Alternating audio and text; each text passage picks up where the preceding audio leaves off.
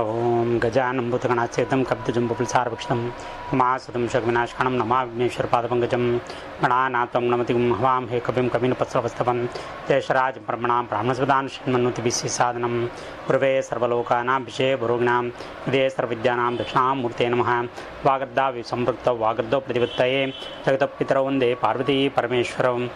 ఓం శ్రీ శంభులింగేశ్వర దేవతాభ్యో నమః. పరమేశ్వర స్వరూపమైనటువంటి సభకు నమస్కారం చేస్తూ మనం ఈరోజు మన హిందూ ధర్మంలో సనాతనంగా వస్తున్న కొన్ని విషయాల గురించి ప్రస్తావన చేసుకుందాం. ఇప్పటి జనరేషన్ వాళ్ళకంటే ఇప్పటి తరం వాళ్లకు పాత వాళ్ళు చేసే కొన్ని విషయాలు వీళ్ళకి చోద్యంగా అనిపించవచ్చు, లేదా చాదస్తంగా అనిపించవచ్చు. కానీ పాతకాలం నుంచి నేటి వరకు ఎక్కడ శాస్త్రీయత లేకుండా ఏ ఆచారం జరగలేదు ఈ సనాతన ధర్మంలో. ప్రతి దానికి ఇప్పటి వాళ్ళు లెక్క ప్రకారం అయితే సైన్స్తో ముడిపడే ప్రతి ఆచారం ఉంది అని చెప్పడానికి కొన్ని ఉదాహరణలు చెప్పుకుందాం ఈరోజు. ఇక ఆచారాల్లోని శాస్త్రీయతలో సైన్స్ ఖచ్చితంగా ఉంది. అది లేకుండా మా వాళ్ళు ఇంతకుముందు పూర్వీకులు ఎవ్వరూ ఏ పని చేయలేదు. ముఖ్యంగా ఇప్పటి తరం వాళ్ళు కూడా మనం ఏదైనా ఒక కొత్త వాహనాన్ని తీసుకున్నాం అనుకోండి, ఒక దేవాలయం దగ్గరికి వెళ్ళో వాళ్ళ ఇష్టదైవం దగ్గరికి తీసుకెళ్ళో వాహనానికి, కొత్త వాహనానికి పూజ చేయించి వాళ్ళు వాటి కింద నిమ్మకాయలు పెట్టి తొక్కించి ముందుకు వెళ్ళిపోతారన్నమాట. ఈ వ్యవహారం ఎందుకు వచ్చింది అనేది చాలామందికి తెలియదు. నిమ్మకాయలు తొక్కిచ్చేస్తే మంచి జరుగుతుందని ఒక నమ్మకం. మరి ఈ ఆచారం ఎలా పుట్టింది అనే దానికి ఒక విచిత్రమైన కథ ఉంది. ఇంతకు మునుపు పూర్వపు రోజుల్లో మనకి ఇటువంటి టైర్లతో కూడిన వాహనాలు కానీ, ఇంజన్తో నడిచే వాహనాలు కానీ ఉండేవి కాదు. అప్పుడు ఎక్కడికి ప్రయాణం కావాలన్నా ఒక గుర్రాల ద్వారా వెళ్ళాలా, లేదంటే ఎడ్ల బండిలో ఉన్నా, లేదా దున్నపోతులతో బండి కట్టి కానీ దాంట్లో వెళ్ళేవాళ్ళు. అలా వెళ్ళేటప్పుడు వాళ్ళు చాలా దూరం ప్రయాణించాలనుకున్నప్పుడు ఆవులకి కానీ, అంటే ఎద్దులకి ఏదైతే గాయం ఏమైనా జరిగిందనుకోండి ఇది వెళ్ళే ప్రయాణంలో, వాటి కాళ్ళకి ఇబ్బంది కలిగితే మొత్తం ప్రయాణం ఆగిపోతుంది.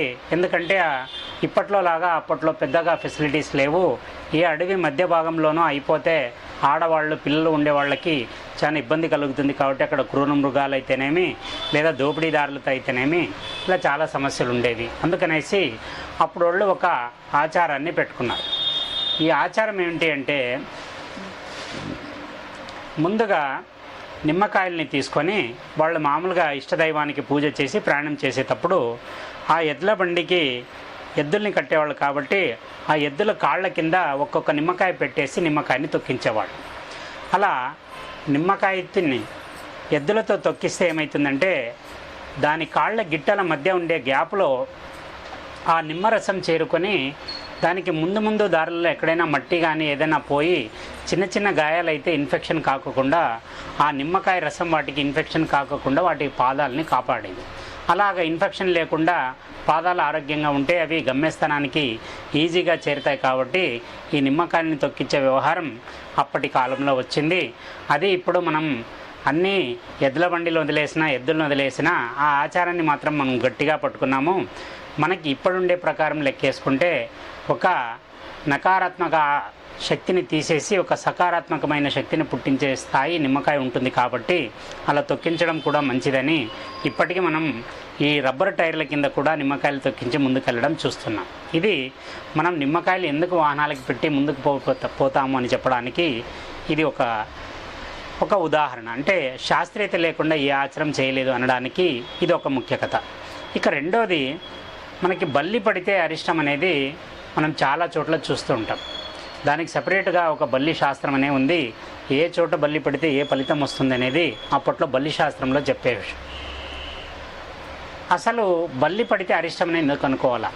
జీవుల్లో అన్ని జీవాలు ఎక్కడో ఒక దగ్గర బతుకుతూ ఉంటాయి. బల్లులు ఇళ్లలో ఉంటాయి. ఎందుకంటే వాటికి ఆహారం ఇళ్లలో దొరుకుతాయి. ఏమన్నా చిన్న చిన్న క్రిమి కీటకాలు వస్తే వాటిని అవి తినేసి ఆహారంగా మలుచుకొని అవి ఇళ్లలోనే ఉంటాయి.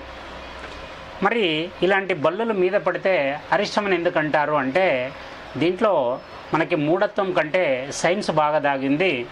ఎందుకు అంటే, బల్లి కిందికి పడే ముందు ఏం చేస్తుందంటే తన రక్షణ కొరకు నేను కింద పడిన తర్వాత ఎవరైనా నాకు హాని చేస్తారేమో అన్న భయంతో అది తన శరీరం నుండి ఒక రసాయనాన్ని విడుదల చేస్తుంది.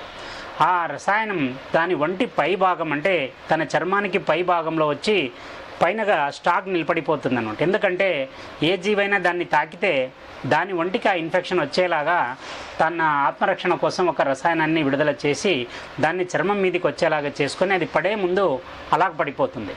అలా మనిషి దేహం మీద పడింది అనుకోండి బల్లి, అప్పుడు దానికి ఉండే రసాయనం మనిషి చర్మ భాగాన్ని కంటుకొని చర్మ వ్యాధులతో ఆయనకి ఒక్కొక్క రోగం మొదలవుతుంది. అలాగా బల్లి తగిలిన చర్మం ఏదైతే ఉంటుందో పేలగా మారిపోతుంది, లేదంటే తెల్ల జిబ్బులాగా మారిపోతుంది. అందుకనేసి ఆరోగ్యరీత్యా కొన్ని సమస్యలు వస్తాయి కాబట్టి బల్లి పడితే మంచిది కాదని చెప్పారు. కానీ బల్లి పెడితే ఏదో అరిష్టం జరిగిపోతుందనో లేదా ఏదో ఉపద్రవం ముంచుకొస్తుందనో కాదు. ఆ బల్లి పడడం కూడా అనారోగ్య లక్షణం కాబట్టి ఆయనకి అనారోగ్య లక్షణాలు వస్తాయి కాబట్టి అది కూడా ఒక దరిద్రంతో సమానం కాబట్టి అందుకే బల్లి పడడం దరిద్రం అని చెప్పారు. ఇక మనకి గుమ్మానికి నిమ్మకాయలు, పచ్చిమిరపకాయలు, బొగ్గులు కట్టే సంప్రదాయం మనం ఇప్పటికీ చూస్తాం. చాలా అంగిళ్ళలో అది దృష్టి నివారణ కోసం ఇప్పటికీ కడతారు. అది చూసే వాళ్ళకి సోద్యంలాగా అనిపిస్తుంది. మిరపకాయలు నిమ్మకాయలు కడితే ఏమొస్తుంది, కూరల్లో తీసుకుని వండుకోవాలి, కానీ ఇవెందుకు కడుతున్నారు గుమ్మాలకి అని. యాక్చువల్గా ఈ గుమ్మానికి నిమ్మకాయలు కట్టడం వల్ల ఏమవుతుందంటే ఈ నకారాత్మక అంటే ఏదైతే నెగిటివ్ ఎనర్జీ ఉంటుందో దాన్ని నిమ్మకాయ చాలా సమర్థవంతంగా తిప్పి కొడుతుంది. అందుకే మనకి నిమ్మకాయ ఇంట్లో ఎప్పుడు స్టాక్ ఉండాలా, వాడకపోయినా 1-2 ఇంట్లో ఖచ్చితంగా ఉండి తీరాలా నిమ్మకాయ. అలా ఉండడం వల్ల ఏమవుతుందంటే మనం ఒక సూదితో ముందుగా ఒక నిమ్మకాయను గుచ్చి ఆ నిమ్మకాయ ద్వారా 5 పచ్చిమిర్చీలు కానీ 3 కానీ ఒక్కొక్కరు లెక్క ప్రకారం ఒక్కొక్కరు కొట్టి దానికి చివరిగా ఒక బొగ్గును కడతారు. అలాగా కట్టి గుమ్మానికి కానీ ఎక్కడ జనాలు వచ్చిపోయే దారి ఎక్కడ ఉంటుందో అక్కడ కట్టేస్తే ఏమవుతుందంటే అది చాలా వరకు దృష్టి నివారణ చర్యలు అవుతాయి. సకారాత్మక ఏదైతే శక్తిని ఉంటుందో దాన్ని జనరేట్ చేస్తుంది. ఎప్పుడైతే నిమ్మరసం మిరపరసంతో కలిసి ఆ సూత్రం ఏదైతే దారం కట్టింటారో ఆ ద్వారం ద్వారా ప్రవహించి కిందికి బొగ్గుకొచ్చి తగిలిన తర్వాత దాన్ని ఏమంటారంటే ఒక పాజిటివ్ ఎనర్జీ క్రియేట్ అవుతుంది. మనకి ఇంటికి వచ్చేవాళ్ళు కానీ లేదా మన వ్యాపార స్థలానికి వచ్చేవాళ్ళలో మంచివాడున్నా చెడ్డవాడున్నా వాడి దృష్టి ఎలా ఉన్నా నరఘోష ఉన్నా కూడా ఇవేవి ఆ అంగడికి కానీ ఆ ఇంటికి కానీ తగలకుండా చూసే ఒక సమర్థవంతమైన శక్తి ఆ సూత్రంలో దాగి ఉంటుంది. మనం నిమ్మకాయలు, పచ్చిమిరపి, బొగ్గును చూస్తాం, కానీ వీటన్నిటిని కలిపి ఆ సూత్రానికి ఆ శక్తి వచ్చేస్తుంది.